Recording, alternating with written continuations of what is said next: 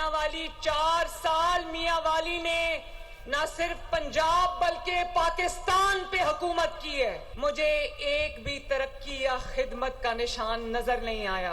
अब की बार किसी फ्रॉड को वोट ना देना। आज मियांवाली के लिए मेडिकल कॉलेज का तोहफा लेकर आई हूं। मियांवाली वालों, वो दिन चले गए जब वोट तो मियांवाली से लिया जाता था लेकिन मियांवाली को रुलने के लिए छोड़ जाता था। मियांवाली के किसानों के लिए मुफ्त 5-5 एकड़ जमीन मरियम नवाज शरीफ मियांवाली के किसानों को देने जा रही है इंशाल्लाह। किसी को अवाम की इज्जत के साथ खेलने की इजाजत नहीं दूंगी। मियांवाली में 4 साल हुकूमत की एक भी तरक्की या खिदमत का निशान नजर नहीं आया। अब की बार किसी फ्रॉड को वोट न देना।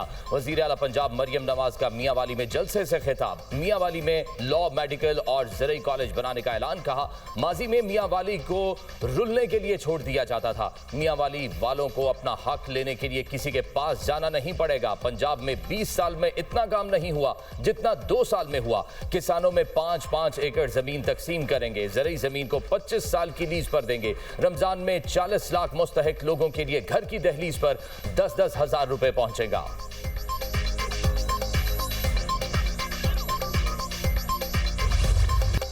बांग्लादेश में आम इंतखाबात, पोलिंग का वक्त खत्म, वोटों की गिनती जारी। बीएनपी जीतेगी या जमात इस्लामी का इत्तेहाद। 12 करोड़ 76 लाख से जायद वोटर्स हक के राय दही के अहल थे। पोलिंग स्टेशन के बाहर दिन भर लंबी कतारें लगी रहीं। सिक्योरिटी के सख्त इंतजाम। खालिदा जिया के बेटे तारिक रहमान बीएनपी की जानिब से वज़ारत उस्मा के उम्मीदवार।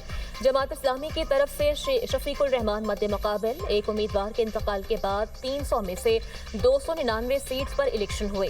273 आज़ाद उम्मीदवारों समेत 2028 उम्मीदवार मैदान में थे। पार्लियामेंट में 50 सीटें खवातीन के लिए मखसूस। पोलिंग के दौरान अवाम से हालिया कानून साजी की हिमायत या मुखालफत पर राय के लिए रेफरेंडम भी हुआ। अवामी लीग की रहनुमा शेख हसीना वाजिद का 2024 में तख्ता उल्टा गया। अवामी लीग के उम्मीदवारों पर इलेक्शन लड़ने पर पाबंदी। पाकिस्तानी वक्त के मुताबिक बांग्लादेश में पोलिंग सुबह 6:30 बजे से शाम 3:30 बजे तक जारी रही। बांग्लादेश के आम इंतखाबात में वोट चोरी के इल्जामात। बांग्लादेशी मीडिया के मुताबिक बीएनपी ने जमात इस्लामी के रहनुमाओं और कारकुनान के खिलाफ 127 शिकायत दर्ज करवा दी। बीएनपी ने जमात इस्लामी पर वोट खरीदने, जाली वोट डालने और हिंदू वोटर्स को धमकियां देने के इल्जामात लगाए। दूसरी जानिब जमात इस्लामी की इत्तेहादी नेशनल पार्टी ने भी बीएनपी पर पोलिंग स्टेशन में खौफ व हरास फैलाने का इल्जाम आयद किया। ढाका पुलिस के मुताबिक इंतखाबी ज़ाब्ते अखलाक की खिलाफ वर्जी पर 5 अफराद को गिरफ्तार किया गया।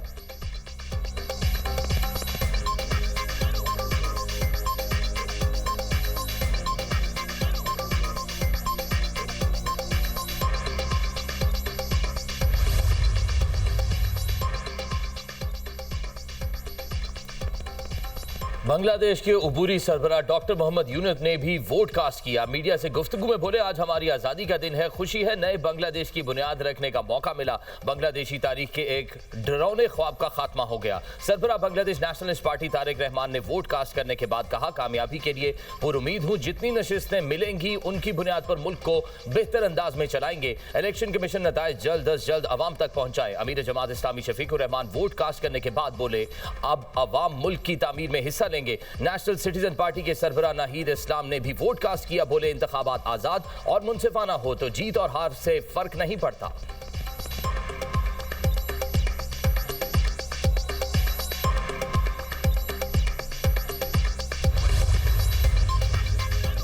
बांग्लादेश के जिला गोपालगंज में पोलिंग स्टेशन पर धमाका, 3 अफराद जख्मी।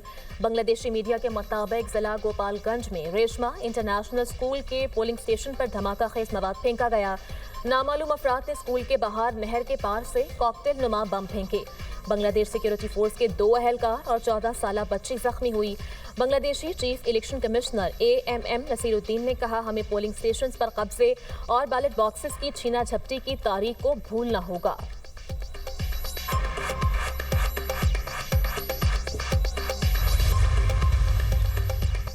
सदर ममलिकत आसिफ अली जरदारी से वज़ीर आज़म शहबाज शरीफ की मुलाकात। मुल्की सियासी और मुआशी सूरत हाल पर तबादला ख्याल। नए सदर आज़ाद कश्मीर के तकर्रुर के हवाले से अमूर भी ज़ेरे गौर आए।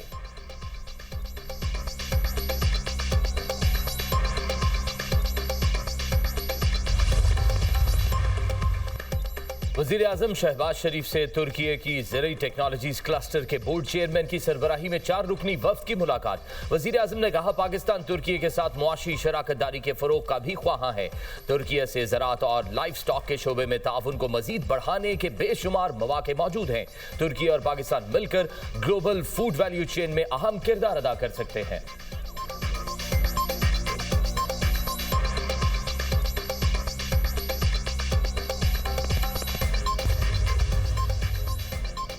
साबिक आर्मी चीफ कमर जावेद बाजवा को अपनी रिहाइशगाह पर गिरने की वजह से चोट आई। ISPR के मुताबिक जनरल रिटायर्ड कमर जावेद बाजवा इस वक्त CMH में जेर इलाज है।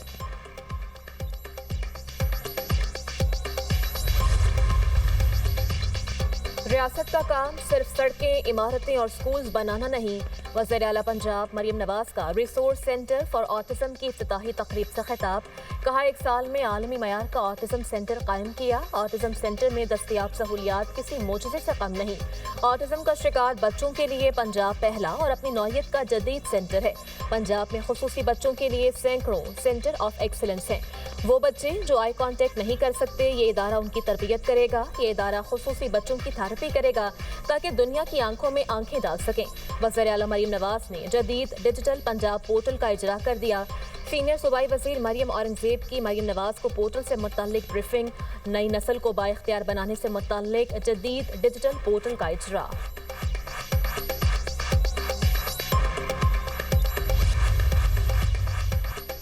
फैमिली के सामने बानी PTI का इलाज होगा, हम तब मुतमईन होंगे। किसकी कोताही से बिनाई गई और फिर इंजेक्शन लगाना पड़ा। वज़ीर आला KP सोहेल अफरीदी और दीगर की प्रेस कॉन्फ्रेंस। कहा हम बार बार कहते हैं ये पहले और आज भी झूठे हैं, हमें इनकी किसी बात पर एतमाद नहीं। महमूद खान अचकज़ई को गलत रिपोर्ट दिखाई गई। सलमान अकरम राजा बोले बानी PTI को गुज़श्ता 3 माह से आंख की तकलीफ थी, किसी डॉक्टर को जेल में नहीं बुलाया गया, हम हरगिज़ खामोश नहीं बैठेंगे। बानी PTI के साथी डॉक्टर्स को जेल भेजा जाए। जुनेद अकबर ने कहा हम मजबूत पाकिस्तान और मजबूत इदारे चाहते हैं। जो आइन को नहीं मानता मैं उसको दहशतगर्द समझता हूँ।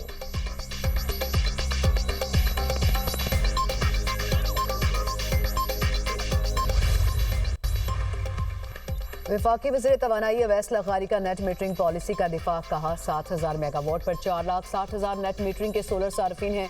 ये कहना दुरुस्त नहीं कि गरीब आवाम पर बोझ बढ़ेगा। इस्लामाबाद और लाहौर की बड़ी सोसाइटीज़ में नेट मीटर्स हैं। छोटे इलाकों में सोलर प्लेटों का नेट मीटरिंग से कोई ताल्लुक नहीं। सोशल मीडिया पर मुख्तलिफ किस्म की बातें हो रही हैं। पाकिस्तान में सोलर का हजम मुहतात और साइंटिफिक तहकीक के बाद तकरीबन 22,000 मेगावाट है।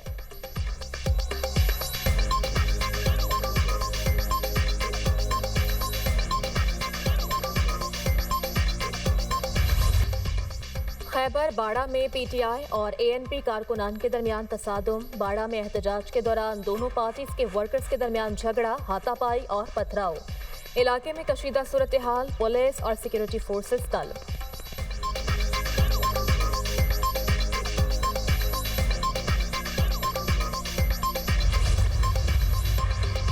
पाकिस्तान स्टॉक मार्केट में शदीद मंदी का रुझान रहा। 100 इंडेक्स 2,537 पॉइंट्स गिरकर 1,80,512 पॉइंट्स की नफसियाती हद पर बंद हुआ।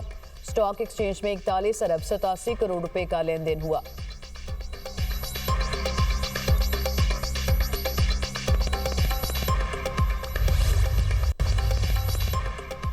पाकिस्तान का दूसरा मकामी सैटेलाइट EO2 कामयाबी से लॉन्च। स्पार्को ने चीन के यांगजियांग सीशोर सेंटर से सैटेलाइट लॉन्च करके अहम संगे मील तय किया। सैटेलाइट जमीन के मुशाहिदे और इमेजिंग की सलाहियत बढ़ाएगा।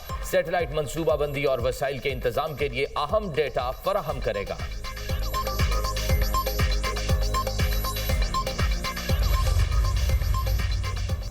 अमरीकी सदर से इस्राईली वज़ीर आज़म नेतन्याहू की मुलाकात। ट्रंप ने ट्रुथ सोशल मीडिया पर बयान में कहा ईरान से मुमकिना डील को तरजीह दी जाएगी। मुज़ाकरात में देखा जा रहा है डील होती है या नहीं।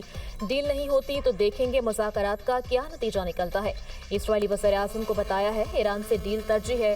पिछली बार ईरान ने फैसला किया था डील ना करना उसके लिए बेहतर है। ईरान को मिडनाइट हैमर बमबारी का सामना करना पड़ा था। उम्मीद है ईरान का रवैया इस बार ज्यादा जिम्मेदाराना और मौकूल होगा। इस्राईली वज़ीर आज़म ने बाज़ाब्ता तौर पर अमरीकी सदर की गज़ा बोर्ड ऑफ पीस में शमूलियत इख्तियार कर ली। अमरीका की मशरिक़ वस्ता में दूसरे तैयारा बरदार बहरी बेड़े की तैनाती की तैयारी। पेंटागन के मुताबिक इक़दाम ईरान की जानिब से मुमकिन फौजी कार्रवाई के पेश नज़र किया जा रहा है। तैनाती का बाज़ाब्ता हुक्म चंद घंटों में भी जारी हो सकता है।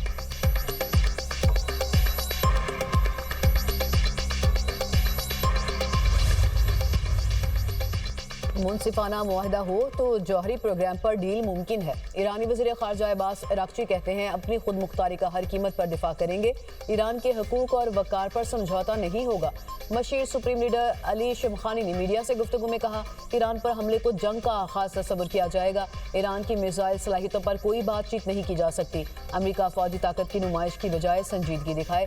मुज़ाकरात के साथ धमकियाँ अमरीकी फितरत है। बार बार कह चुके कि महदूद फौजी हमला भी जंग का आगाज़ होगा। जंग सिर्फ मैदान तक महदूद नहीं रहेगी।